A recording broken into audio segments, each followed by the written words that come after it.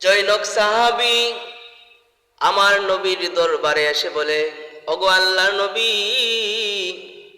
আমি সাহাবী এতটাই গরিব, আমার ফ্যামিলির মধ্যে কোনো শান্তি নাই, অশান্তি নিয়া ফ্যামিলি চালাই, ঘরের মধ্যে কোনো বরকত নাই, কোনো আয় উন্নতি নাই। ওগো নবীজি, অভাব অনটনের মধ্যে আমি আমার ফ্যামিলি নিয়ে সংসার চালাই। ইয়া রাসূলুল্লাহ, ইয়া হাবিবাল্লাহ, কি করলে আমার ঘরের মধ্যে শান্তি আসবে, রহমত আসবে, টাকা পয়সা ভরপুর হবে? আল্লাহর নবীকে যখন এই কথাটা বলে, আল্লাহর নবী বলেন, ও সাহাবী, আমি নবী তোমাকে এমন একটা আমল শিখাইয়া দিব, যে আমল যদি তুমি করতে পারো, আল্লাহ রাব্বুল আলামিন ওই আমলের বিনিময়ে তোমার ঘরের মধ্যে অসংখ্য টাকা দিবেন, ঘরের মধ্যে রহমত হবে, শান্তি আসবে, অভাব অনটন দূর হবে। সাহাবী বলেন, ইয়া রাসূলুল্লাহ, ইয়া হাবিবাল্লাহ, আপনি জানায়া দেন কোন আমল করলে আমি আমার অভাব অনটন দূর হবে, সংসার শান্তি হবে, টাকা পয়সার মধ্যে রহমত বরকত আসবে।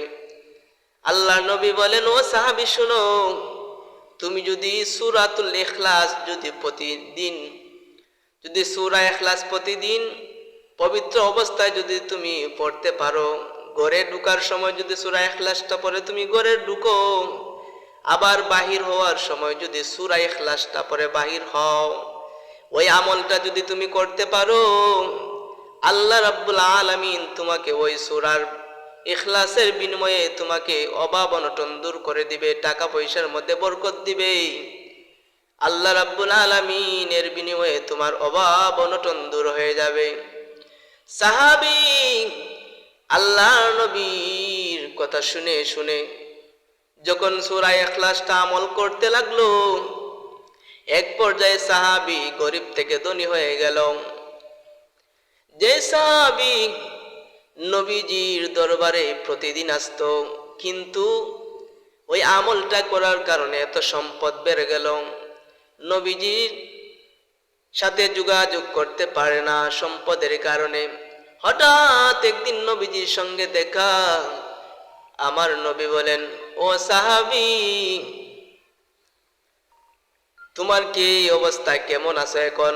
সাহাবী ডাক দেও, কয়, ইয়া রাসূলুল্লাহ, ইয়া হাবিবাল্লাহ, ওগো আল্লাহর নবী, আপনি যে আমলটা দিয়েছিলেন, ওই আমলটা করার ফলে আল্লাহ রাব্বুল আলামিন আমাকে এত সম্পদ বানাইছেন যে আমি একবেলা খাইলে দুই বেলা খাইতে পারতাম না, অভাব অনটনের দিন যাইতো।